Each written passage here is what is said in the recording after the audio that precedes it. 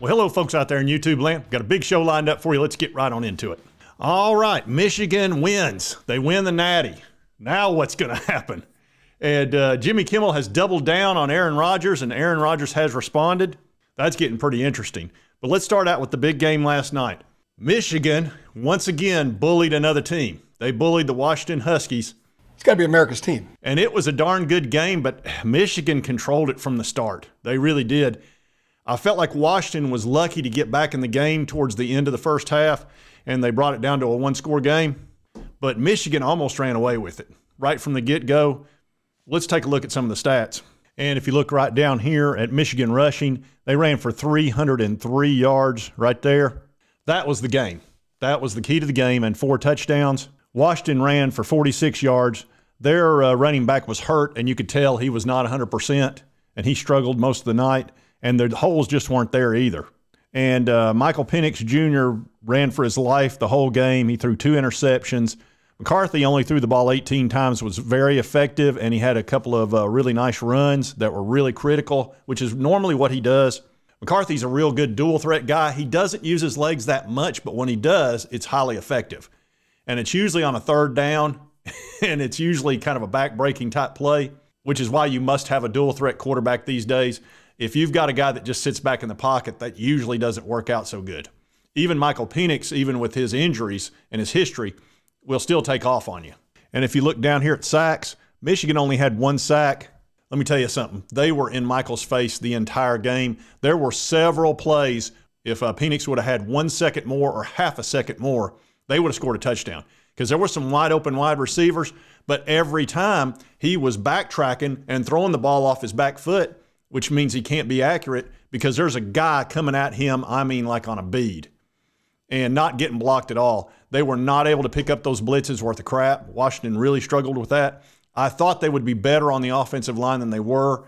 Washington's got some big hosses up there, but they just didn't get the job done. And I thought there was a possibility they could bully them because they bullied Alabama. Alabama! And you don't see Alabama getting pushed around that much. Maybe Georgia will do that occasionally. But Michigan, they're tough. You know, they really are. And well coached. So they did win the Natty. They circled the wagons during all this controversy. And now they've got the national title. And look, they'll probably put an asterisk by it, but everybody knows who won. And I've said that this whole way leading up to it. If they win it, they're national champs. That's just the way it is. Now, I'm going to take some grief over that. How dare you, you know, and all this kind of stuff. They cheated. They shouldn't be allowed to win. The NCAA allowed it, so they played, and that's the deal. Now, what happens after all of this, we'll see. I would expect a suspension. I would expect there's going to be some scholarship reduction. There might be some show causes for coaches. Who knows how this is going to play out? The NCAA is very methodical. They're super slow. They never move at anything faster than a snail's pace. And here's the thing about Connor Stalions. If you think he's going to cooperate, there's no way. There's just not. This guy showed up at the Rose Bowl, for gosh sakes, and this couldn't have worked out better for him. I love it when a plan comes together. Now people aren't so angry at him because they won the Natty, and that, you know, winning solves a lot of problems. But the NCAA will come out with something at some point, and there'll be penalties, and they'll do all this, that, and the other. I don't know what Jim Harbaugh is going to do long term. Obviously, Michigan's going to try to hold on to him, try to give him an extension. But it's going to have something written in there where you can't leave to the NFL. And he's probably not going to sign that. So it's going to be super interesting to watch this and see what happens. But there's going to have to be some ramifications for what happened with the sign stealing over 2.5 years. I don't see any way there's not going to be. And they'll probably, who knows, maybe they'll vacate this and vacate that. To me, everybody knows who won. So I've never been a big believer on the whole vacating thing. I don't think that means jack squat. But that'll give somebody something to give me grief on in the comment section. It is what it is. They won. Now the big question is what's going to happen next. Stay tuned because this thing is not anywhere near over. Not even close. It's over. Nothing is over. Nothing. You just don't turn it off. Now we're going to talk about these two guys right here, Jimmy Kimmel and Aaron Rodgers. These guys, to say they dislike each other is really a huge understatement. They hate each other. And it's not like a fun hatred like Jimmy Kimmel has with Matt Damon, it's nothing like that. These guys, I'm sure Aaron Rodgers would love to fight this guy, and Jimmy Kimmel would do well not to do that. But Jimmy Kimmel went after him last night on his late night show, and Kimmel's got like a team of writers, so they've been working on this for a while, and they went after him. They made fun of his junior college experience, that he's not very smart because he didn't graduate from California, which is where he played football. And they made fun of his inability to understand medicine and all that kind of stuff. And like I said, on this channel, there are 3 things I don't talk about, and I told you that yesterday. Number 1 is politics. Number 2 is religion. And number 3 is, of course, this. You do not talk about Fight Club. That's right. I never talk about those 3 things. But I am going to cover this. I'm just not going to take a position on anything political, because I'm not a big believer in the bait and switch where you build up a channel and then all of a sudden you start throwing politics in. That's not going to happen on this channel. I cover sports, but this is sports. And Kimmel spent about 7 minutes going after Aaron Rodgers. And I have not watched Jimmy Kimmel almost ever. The only time that I even knew that him and Aaron Rodgers had a problem was I read about it in a sports article. But he's got a late night show and been there for years. And he got real political. Like first he went after Aaron Rodgers and then he got super political. And I guess that's his thing. But Aaron Rodgers replied because it turns out that he wasn't on the list, the Epstein list, or, mentioned in it. And Aaron had made a joke, which, look, here's the thing about the jokes they make. They're not making like needling you jokes, fun jokes. No, they're making ugly jokes. They're making nasty jokes about each other. Like Kimmel made fun of Aaron Rodgers over the poke and how what an idiot he is, basically. And then Aaron Rodgers made fun of him because something to do with Epstein and Jimmy Kimmel. And it was an ugly joke as well. They were both being nasty. Now, Jimmy Kimmel started it by making fun of Aaron Rodgers. And Aaron Rodgers' reply was obviously this. He'd been obviously waiting for Jimmy Kimmel to get into some sort of hot water or just something to get on him about, in which he did. And here it talks about Aaron Rodgers fired back just about 30 minutes ago at ridiculous Jimmy Kimmel and Epstein list feud. And this is in the New York Post by Jacqueline Hendricks. And Aaron said, "I'm glad Jimmy's not on the list. I really am. I don't think he's the P word. I think it's impressive that a man who went to Arizona State and has 10 joke writers that can read off a prompter, I wish him the best. I don't give a blank what he says about me, but as long as he understands what I actually said, that I'm not accusing him of being on the list, I'm all for moving forward.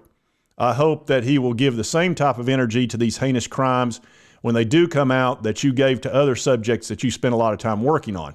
And it talks about how Kimmel had threatened him with legal action over the so-called joke. And it talks about where Kimmel said, when you hear a guy who won a Super Bowl, did all the State Farm commercials say something like this? And I guess that was when he was talking about Jimmy. He said, "A lot of delusional people honestly believe I'm meeting up with Tom Hanks, Oprah at Shakey's once a week and talking about drinking blood, blah, blah, blah, blah, blah." You can read that. And then Jimmy talked about how, it affected his family and all that sort of stuff. And that's the thing about ugly jokes. When you really get nasty with people, that's no bueno. And, they hate each other. It's just the way that it is. So I don't know if this is going to all blow over or if it's going to continue. I guess it sounds like Aaron Rodgers willing to walk away from this, but I don't know that Jimmy will. Just walk away. Because look, what he does, he tells jokes for a living. And sometimes he tells real pointed ones that are ugly. And like I said, Aaron Rodgers responded with ugliness too. So it's probably not over. We'll see how this continues to play out. But I'd say if Kimmel will stop, Aaron will probably stop. But if he doesn't, this will continue on like this for a good long time. You through? Not even close. Bud. Good. You got one more right there. So we'll see how this plays out. But a big night last night. Like I say, Michigan wins the national title. We've got the big fight on the MCAFEE show. And this probably helped McAfee's ratings quite a bit because, McAfee is like this with ESPN. There's a guy over there supposedly trying to sabotage him because he doesn't like his style, which you got to understand. Pat McAfee comes at this from a very different angle. And now I want to talk to you about the SEC and how this national title is probably a positive thing for the SEC and certainly my Vols. And you're going to say, why in the world would this be positive for Tennessee? This is the beginning of a new parity in college football.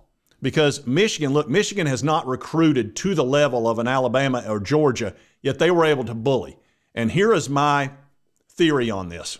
Because so many players have transferred out of these really key teams, and there's 2 or 3 teams that have had all the talent, and that's been Alabama, Georgia, and probably Ohio State's in that list. And pretty soon it's going to be Texas. But here's the thing. They're not able to stockpile those great players because if they don't get to play, they're gone. They're not going to sit. They don't have to sit and lose a year. They also can get paid money somewhere else to play because if you're sitting on a bench, you're not going to get much money. So what's happening is these big-time teams that have totally dominated the national championship landscape, which again is Georgia and Alabama, they've won about 8 of the last 10 or 11, which is not a whole lot of fun for the rest of us out here that have teams like Tennessee, for example. I think the transfer portal is going to help my Vols and teams like that a lot because those players, look, Georgia had 5 5-stars transfer out this year plus 9 4-stars, and something very similar has happened to Alabama. So all those depth pieces that they could use against a team like Michigan, who doesn't have a ton of 5-stars, I think they got 2 or 3 on their team. Georgia and Alabama have close to 20. Well, Michigan's keeping their players. Now, you can say, oh, it's because Connor and all the things that he did, and that's why they kept him. And there's, an argument there. But understand, a lot of these players were 3 and 4 stars that got developed by Jim Harbaugh and his staff, and they're 3, 4, and 5-year players. Whereas Alabama and Georgia are starting to have to rely on more freshmen. It almost reminds me of basketball when the players are able to leave after 1 year. In football, it's 3, but with the transfer portal, that changes things. But, like Kentucky will have this unbelievable recruiting class. Well, we still can compete with Kentucky because those guys aren't as mature. They haven't been developed. They don't have the team chemistry that another team that maybe has some guys that are solid but have been together for 3, 4, 5 years. So we're starting to see the parity, and I think you're going to see a lot more national championships go to other teams outside of Georgia and Alabama. And that bodes well for the Tennessee Vols because we've got what I think is a generational quarterback in Nico. And anytime you have a great quarterback, you can compete for a championship. You saw that with Washington. They had Michael Penix Jr., who was fantastic. And even though he didn't play a great game last night, well, it's hard to play well when you're being chased around the field the whole night. But it gives you a shot. You have a fighter's shot. Well, you saw that with Hendon Hooker. We had Hendon Hooker and Jalen Hyatt, and we should have made the playoffs. We were this close. And that's what you need. You've got to have that great quarterback. And now we're not going to be going, look, Alabama and Georgia are still going to be fantastic. So don't feel any pity for them because they don't deserve any pity. No mercy. But they're not going to be the juggernauts that they have been. They're going to come down a notch, and the rest of us are going to move up a notch. And it's going to be much more like the NFL where you're not going to have one team totally dominate or 2 or 3. So I think this bodes well for the whole NCAA and all the teams out there, like a Penn State, like an Auburn, a Florida, Florida State, all these types of teams that are sort of, one notch below. And you know who you are. Now you're going to rise up. And like I said, I think we're going to have 10 years. It may be the golden era. And I know a lot of you don't like the transfer portal. You don't like the money, the NIL. But as far as parity goes, we may be going into a golden age because the 12-team playoff next year is going to be unbelievable. And as a Volunteer fan, I'm psyched. I think it's going to be fantastic. I want to get in that playoff so bad, and I want to have a shot because I feel like if we get in the playoff with our offense and a terrific quarterback, we'll have a legitimate shot. We'll be a dangerous team. And I think a lot of teams are going to feel that way, and you're going to have a lot more fan participation and getting excited and being fired up because it sucks when you lose one game early on in the season and you're out. You're really fucked. Now you could lose 2 games and still have a shot to get in the playoff. And that's going to keep interest high, really, really high for college football. And that's great for the sport. It just is. It's never good for a sport to have 1 or 2 or 3 teams totally dominate. It's not, because it reminds me of Major League Baseball. It's that way with baseball. You're going to have 2 or 3 teams that are on the top because they spend the most money, and then you're going to have the Milwaukee and the other teams that nobody. It's just something to do on a summer afternoon. I'm going to go watch some baseball. It's not going to matter because we're not going to get into the playoffs and we're not going to have a chance at winning a world championship. But it's something to do. That's not good. I think that sucks. So the parity that we're going to see in college football is going to be fantastic. So let me get off my soapbox here. And if you like this content, be sure to hit that like button. Lets me know to continue to cover my Vols and, of course, all the NCAA football and the big stories. If you've not subscribed, it's on your right, my left. Just hit this little button. I'd appreciate it. Costs you nothing. Helps me out. And right over here is the most recent video. YouTube thinks you'll enjoy. And we'll see you next time on Sports Talk Jay.